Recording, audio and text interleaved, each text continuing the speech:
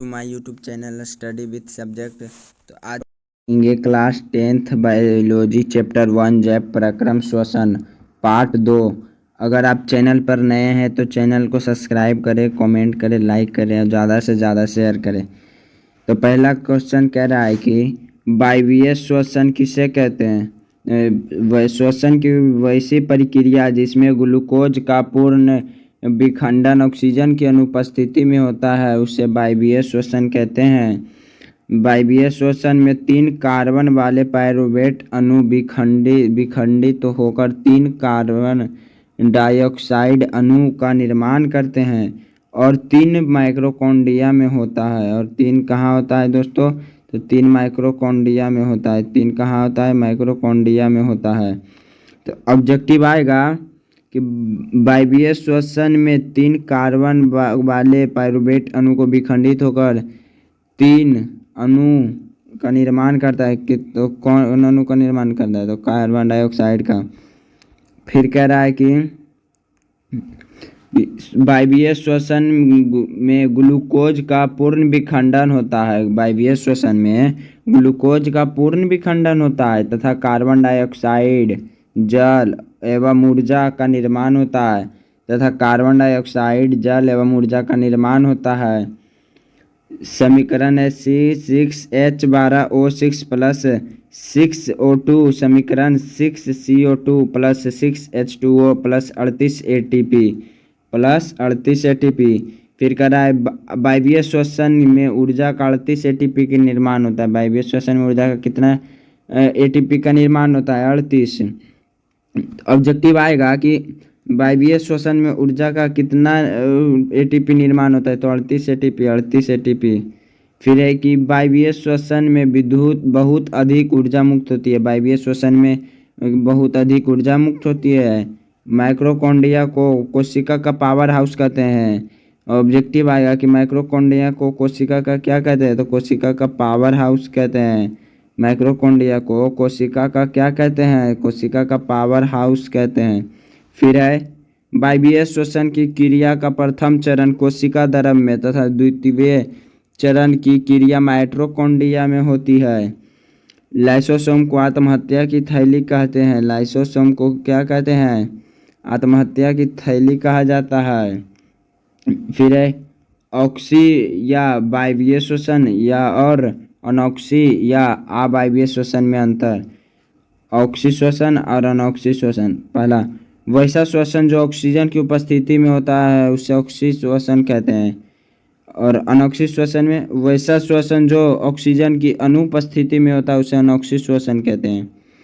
फिर ऑक्सी श्वसन में ग्लूकोज का पूर्ण ऑक्सीकरण होता है। ऑक्सी श्वसन में ग्लूकोज का पूर्ण ऑक्सीकरण होता है।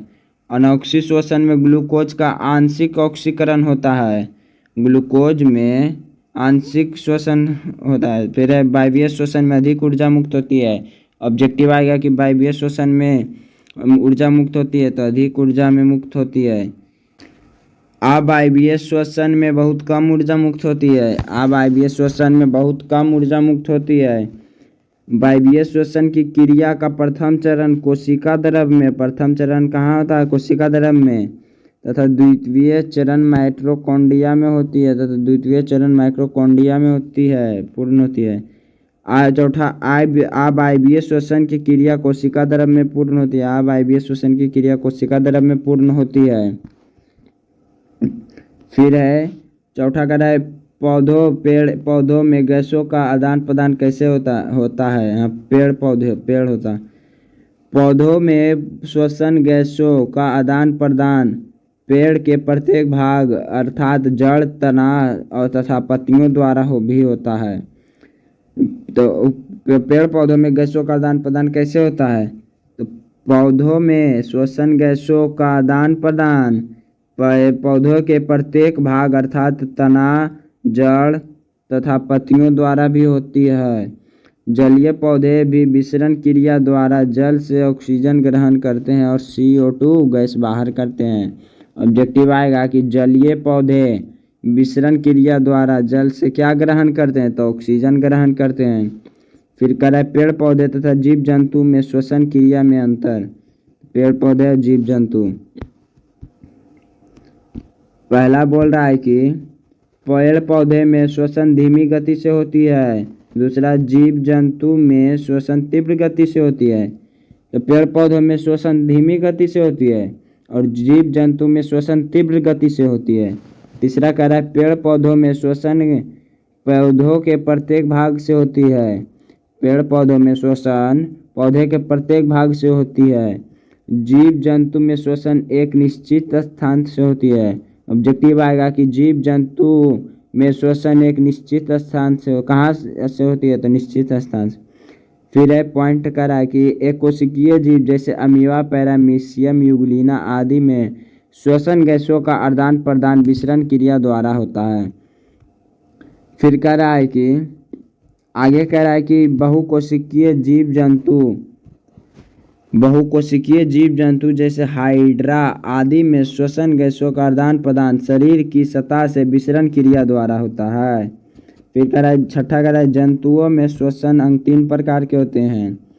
पहला है श्वास नली या ट्रैकिया, दूसरा है गिल्स या गलफड़ा, तीसरा है फेफड़ा। फिर तीसरा क्या है, फेफड़ा। श्वास नली या ट्रैकिया कीटों जैसे टिड्डा, तिलचट्टा, तितली आदि का श्वसन अंग श्वास नली या ट्रैकिया होता है। फिर आगे कह रहा है कि कीटों में श्वसन गैसों का आदान प्रदान रक्त या रुधिर के माध्यम से नहीं होता है, क्योंकि कीटों के रक्त में हीमोग्लोबिन नहीं पाया जाता है। तो कीटों के रक्त में क्या नहीं पाया जाता है, तो हीमोग्लोबिन नहीं पाया जाता है। कीटों के रक्त को हीमोलिम्फ कहते हैं, जो एक रंगीन तरल पदार्थ है। कीटों के रक्त को क्या कहते हैं, ऑब्जेक्टिव आएगा कि कीटों के रक्त को क्या कहते हैं, तो हीमोलिम्फ। वह कैसा तरल होता है, तो एक रंगीन तरल होता है। कीटों जैसे टिड्डा, तेलचट्टा, तितली आदि के श्वसन अंग श्वास नली का परिवहन वायु छिद्र या स्पाइरिकल से किया जाता है। फिर गिल्स या गलफड़ा। फिर क्या है, गिल्स या गलफड़ा। मछली, झींगा आदि जलीय जंतुओं, झींगा, घोंघा, सीप आदि का श्वसन अंग गिल्स या गलफड़ा होता है।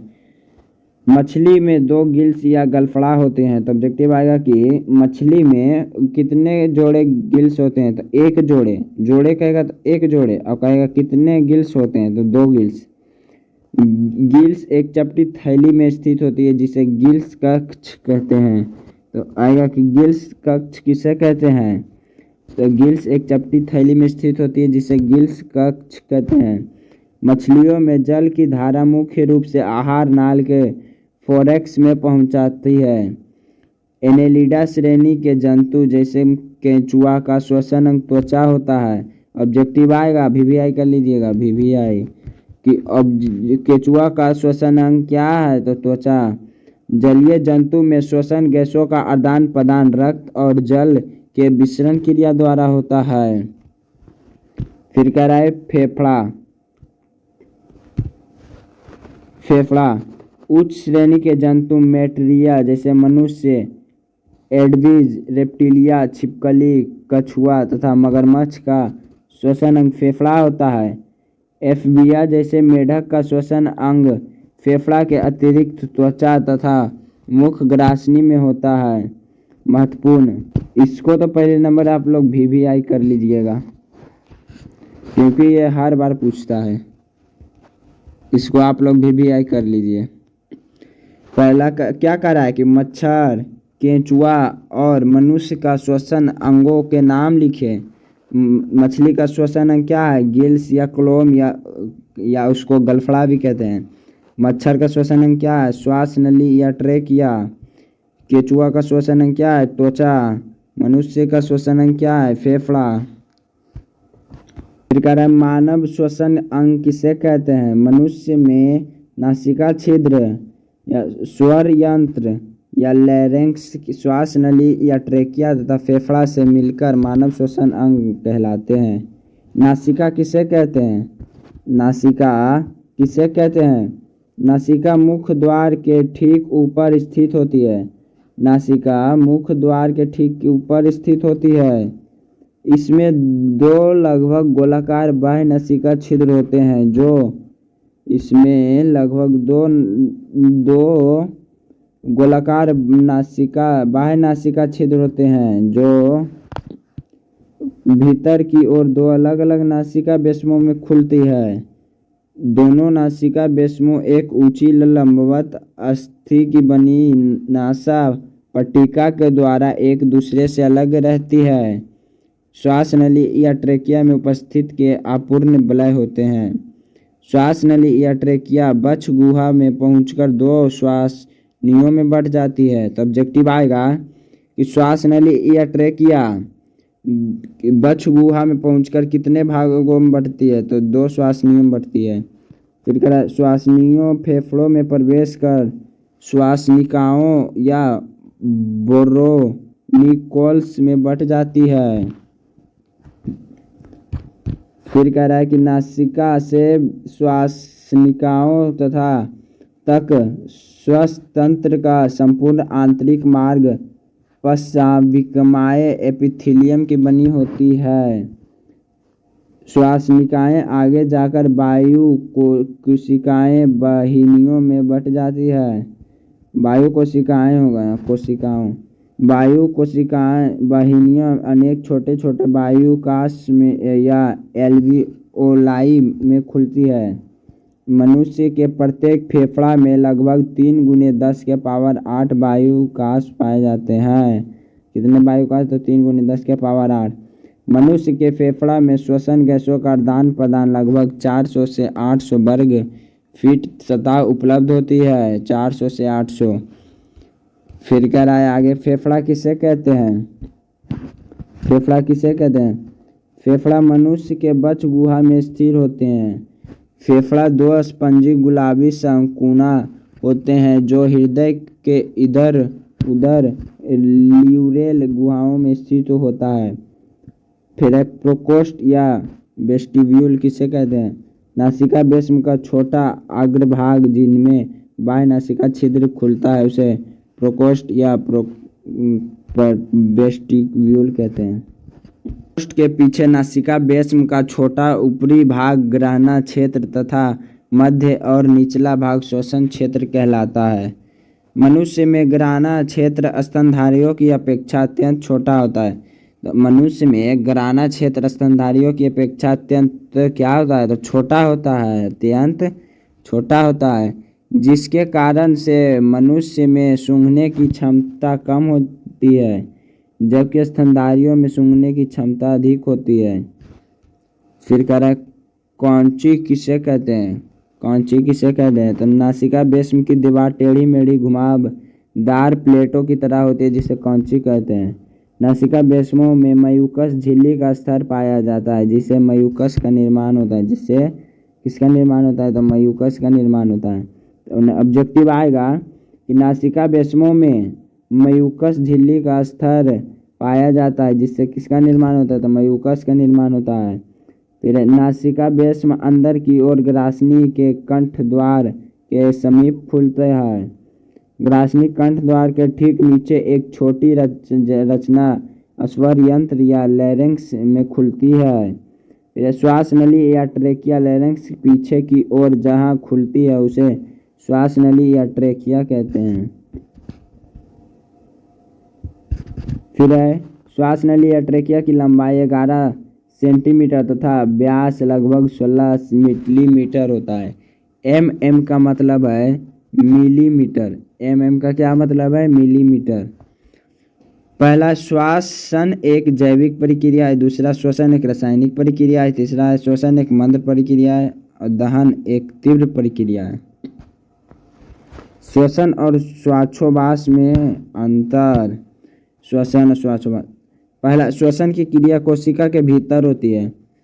श्वसन की क्रिया कोशिका के कहाँ होती है, भीतर होती है। श्वासोच्छ्वास की क्रिया कोशिका के बाहर होती है।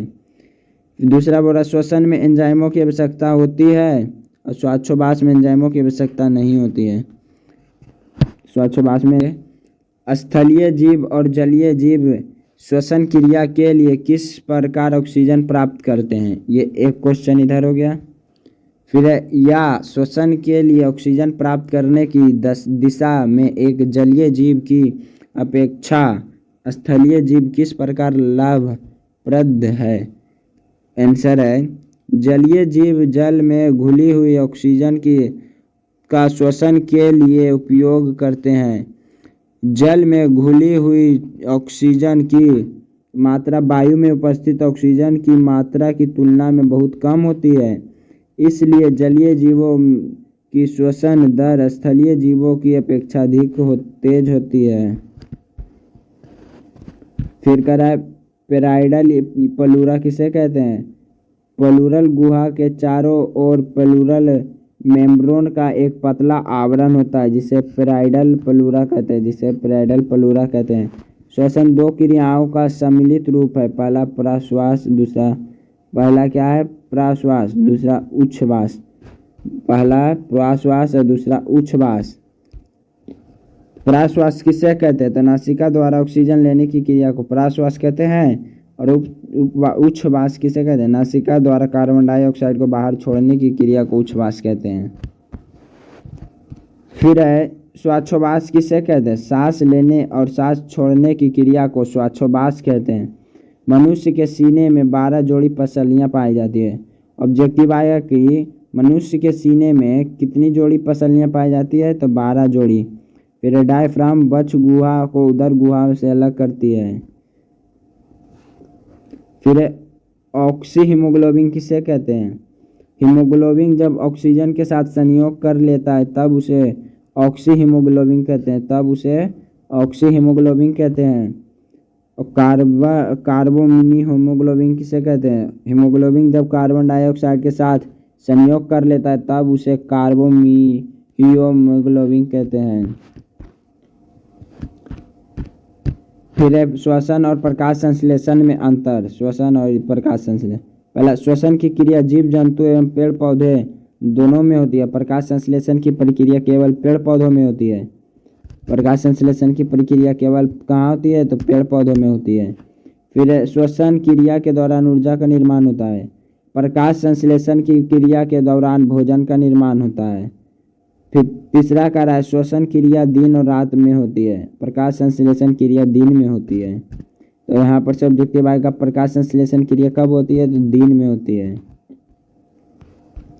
फिर चौथा कह रहा है श्वसन क्रिया के दौरान सह उत्पाद के रूप में कार्बन डाइऑक्साइड तथा जल बनता है।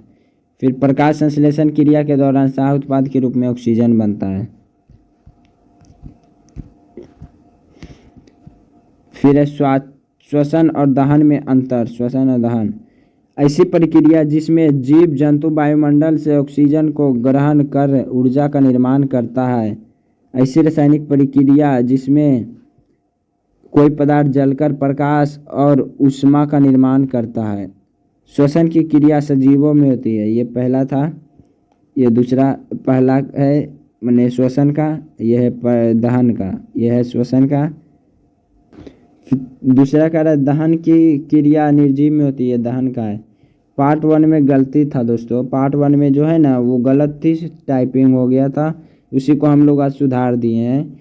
अवायवीय श्वसन और वायवीय श्वसन में अंतर में हुआ था गलती। अवायवीय श्वसन में ऊर्जा के केवल 2 एटीपी का निर्माण होता है। अवायवीय श्वसन में ऊर्जा का केवल 2 एटीपी का निर्माण होता है। तो यहाँ 38 एटीपी लिखा गया था। 2 एटीपी की जगह 38 एटीपी लिखा गया था।